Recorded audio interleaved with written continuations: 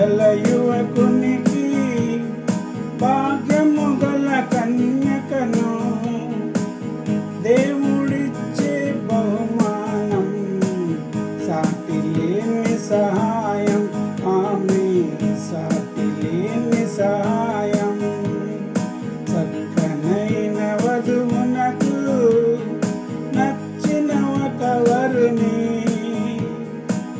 దేవుడిచ్చే జీవిత భాగ్యం పరిశుద్ధ వివాహం అది పరిశుద్ధ వివాహం.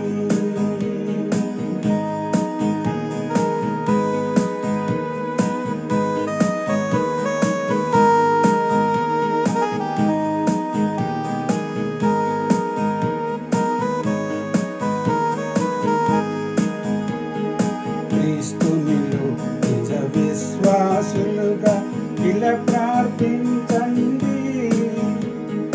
ఆ యేసునిలో నిలకడగా ఇలా జీవించండి.